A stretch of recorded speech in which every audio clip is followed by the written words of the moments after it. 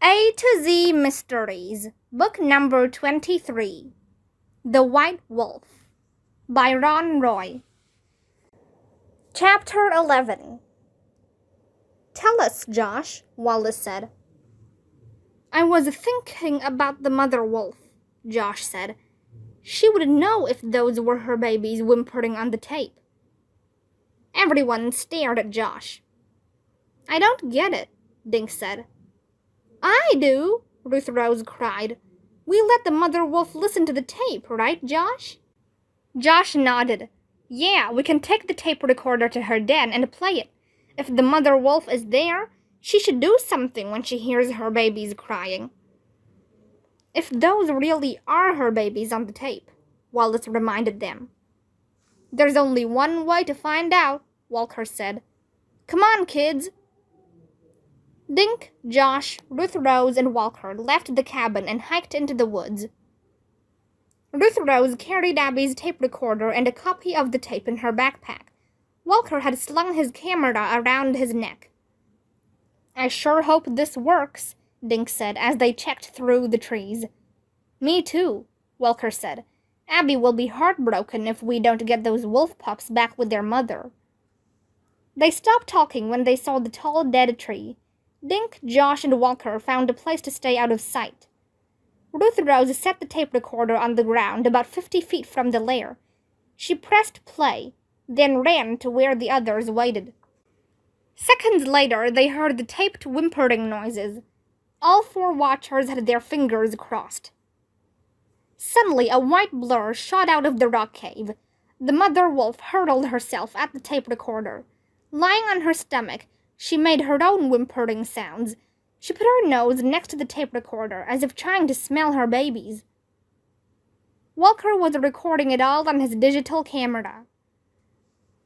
After a moment, the whimpering noises stopped, and the kids' conversation came from the tape. The mother wolf leaped to her feet, and her ears went straight up. She barked at the tape recorder as if it were alive. Walker motioned that they should leave, and the four backed away. When they were on the trail toward home, they stopped and high-fived each other. Did you see her? Josh asked. If that isn't proof, I don't know what is. And Walker got it all on camera, Ruth Rose said. I sure hope Abby was watching, Dink said. Will she be mad that we left her tape recorder up there? Walker laughed. She'll forgive us, he said. Between your tape and these pictures, I'm pretty sure the game warden will agree to take a boat ride out to talk to the Dacks. Abby and Wallace were waiting on the deck when the kids and Walker emerged from the woods. We saw it all, Abby cried. I told you those were wolf whimpers. Walker grinned. You were right on, honey, he told Abby. We had to leave your tape recorder up there, though. It was so cool, Josh said. That mother wolf practically crawled inside the tape recorder. Now can we call the police and have them arrested? Abby asked. Now we can ask Nadine to pay those people a visit, Wallace said. Nadine showed up 20 minutes later with another game warden named Josh.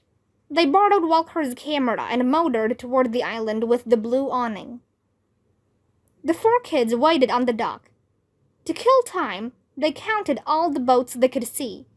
The boys got a point for each motorboat, and the girls for each sailboat. The girls were ahead 18 sailboats to 11 motorboats when Ruth Rose screamed, Here they come! Sure enough, Nadine was sitting in the bow of the boat as Jason guided it toward the dock. In the middle of the boat was a lump covered with an old blanket. Did you get them? Asked Abby as Nadine stepped onto the dock. Piece of cake, Nadine said. Chapter 12. The puppies are pretty scared, Nadine said. She and Jason carried the bulky covered cage up to the deck. They set the cage in the shade. The baby wolves whimpered through the blanket. Wallace and Walker joined them on the deck. They were both grinning. Can we peek in? Asked Abby. Okay, but just for a second, Nadine said. Jason and I have to get them back to their mother as soon as possible. Nadine lifted a corner of the blanket, and everyone peeked into the cage. The 3 baby wolves were huddled together.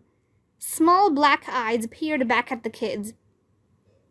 They are so amazing, Josh said. They look thirsty, Abby said.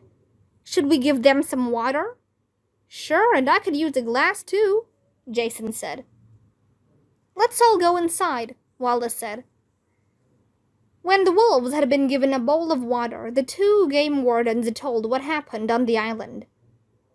At first, the Dax denied everything, Nadine said. But then I showed them your digital pictures, and that did it. They took us to a small shed, and there were the baby wolves crying and scared. Did they say why they took the wolves? Ruth Rose asked. Jason nodded. It seems that Greg Dack read an ad in a magazine from some guy who wanted to buy wolves to use as watchdogs, he said. The Dacks stood to make several $1,000s on this little scheme. And right in the middle of their confession, their boss walked in, Nadine said. He fired the Dacks on the spot. Jason called the authorities, and they'll be arrested within an hour. Those 2 won't be kidnapping any more wolves. Nadine smiled at Abby. If it hadn't been for you, they would have gotten away with it, she said. And who knows what might have happened to those pups. Nadine took a small book from her back pocket. She opened the book in front of Abby. This shows all the animals that live in this park, she said.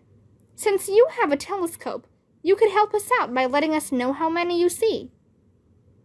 Abby accepted the book and beamed. Thank you.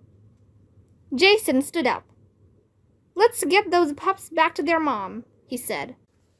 With the kids watching, Jason and Nadine carried the covered cage into the woods. 20 minutes later, Dink looked up from the telescope. They made it, he said. Taking turns, the kids watched the game wardens set the cage in front of the lair. They removed the blanket, unlatched the door, then backed away. In seconds, the white mother wolf appeared. The 3 baby wolves scampered out of the cage and jumped on their mother.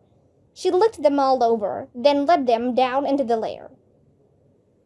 Later, after a big dinner with blueberry pie for dessert, Dink and Josh lay in their beds.